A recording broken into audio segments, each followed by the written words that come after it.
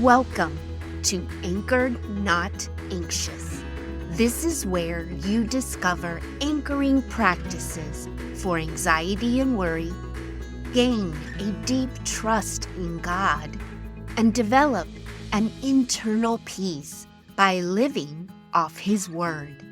I'm Terry Hutchinson, your host. Kylie awakes and sits up at the side of the bed. A quick body scan causes a tentative smile and her first thought of the day. This might be a good day. After taking her shower, Kylie applies mascara on her lashes, something she didn't feel like doing yesterday. She walks toward the kitchen to make a cup of coffee and feed her yellow lab Hardy. Because Hardy's a good listener, she shares her plans for the day. Let's make the most of this day, Hardy. We have a long to-do list. With Hardy taken care of, Kylie launches her plan. She changes the bed sheets and loads the washer. Then she drives to the dry cleaner and stops at the grocery for food. Returning home, Kylie puts away the groceries while thinking, what else can I accomplish? She's conscious that she's pushing it, but she has no idea how she'll feel tomorrow. Deciding it can't wait, she vacuums the great room. Kylie's choices, movement, and exertion are no big deal for most women, unless you have a chronic condition. Conditions like Parkinson's, fibromyalgia, multiple sclerosis, lupus, rheumatoid arthritis, heart failure, COPD, and chronic fatigue. All of these create a low activity tolerance. And low activity tolerance can create anxiety or depression. Recently, I called to check in with a dear friend. She relayed the day before she awoke with some energy and did many of the things listed in Kylie's story. The day after, those activities left her exhausted from overdoing it. Taking a shower the morning that I called her left her depleted. Making her breakfast felt like climbing the summit of Everest. She took advantage of a high-energy day only to pay the consequences. And my friend expressed the unfairness of being robbed of her capabilities. Those with chronic illness have a level of activity tolerance, and if they exceed their energy level, there is physical fatigue, but mental and emotional weariness as well. Feelings of depression, worthlessness, embarrassment, or dejection can set in. Your mind may say you can, but your body cannot follow through. Frustration sets in as your strength wanes with the next task, and you compare past abilities with present ones. Anxiety activates as you falter to accomplish what you want. Anxiety prompts questions focused on future care and what you won't be able to do for yourself. From a personal point, this topic is important because I lived for a limited time, with low activity tolerance. And currently I have friends or know acquaintances who also live with chronic illnesses. A high-energy day needs nurtured as much as a low-energy one. And there are many ways to overdo it. So how do you avoid it? Well, you can resist the temptation to overdo and exhaust your body by using an activity tolerance planner. Now, if you listen to the end, I will tell you how you can get an activity tolerance planner. It works this way. Create a to-do list for the week based on two categories: high energy output tasks and low energy output tasks.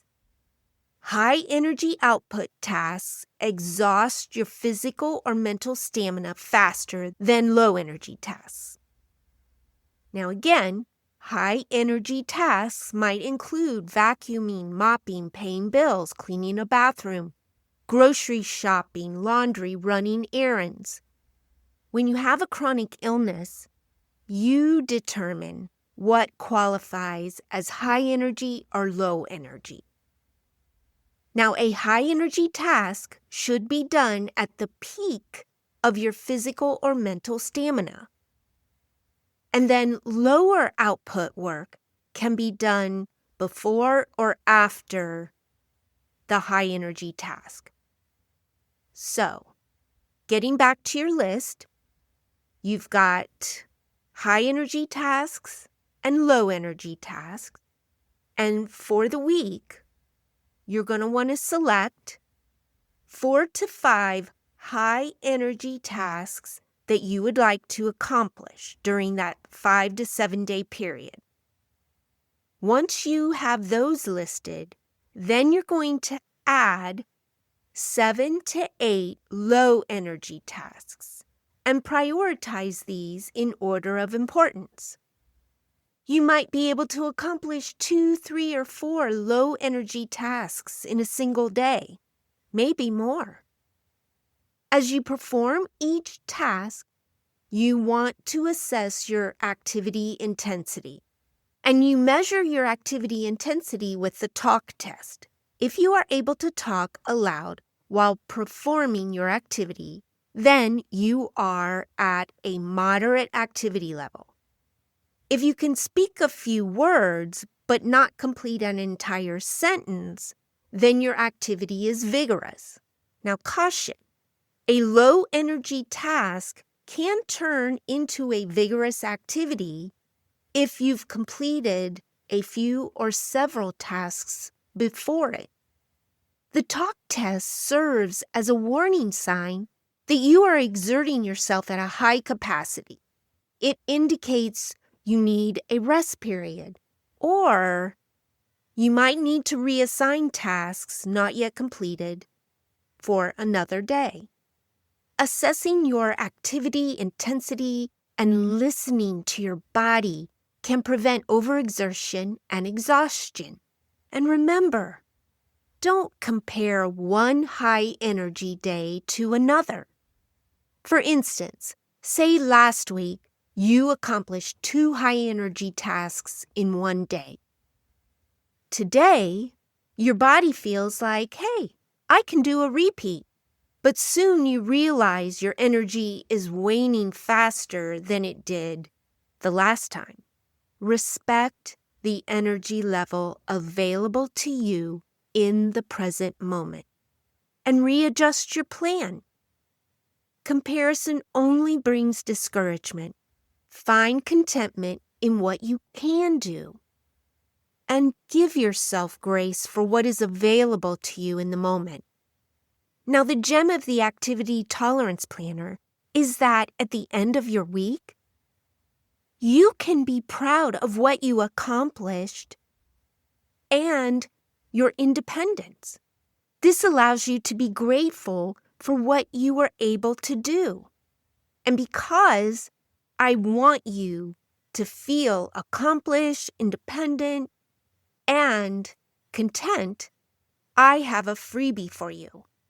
It's an activity tolerance planner that I've created to help you manage your energy output and reduce anxious or unhelpful thoughts associated with reduced activity levels. Now, the activity tolerance planner is based on a 6-day week, Monday through Saturday. I believe Sunday is your complete rest day, a Sabbath, if you will. And of course, you can always switch your Sabbath day out for a different day of the week. On the right-hand side of the weekly calendar, there are 2 boxes labeled high-energy tasks and low-energy tasks. In those boxes, that's where you will list the activities you hope to complete that week based on the amount of energy that task requires.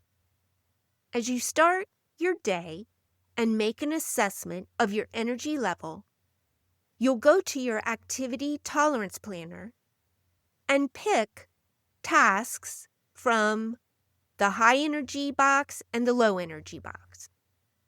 It's best to limit high energy tasks to 1 or 2, leaving enough energy to complete a couple low energy tasks.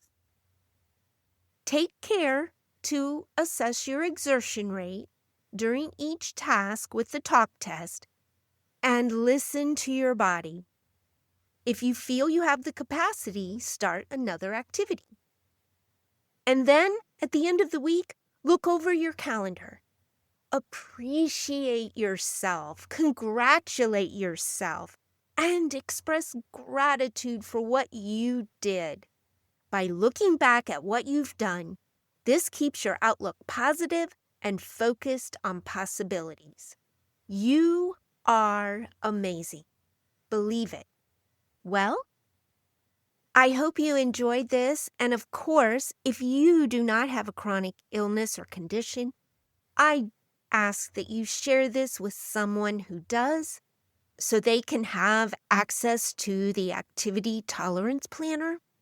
And I want to offer you a subscription to the Anchored Not Anxious Care Letter. These are personal letters of care from my heart to yours. And certain care letters have videos, they have freebies, all of it to support your emotional, mental, and spiritual well-being. It's a twice monthly newsletter and about 5 to 8 minute read. I think you'll enjoy it. You can get the link in the episode podcast description. All right, until next time.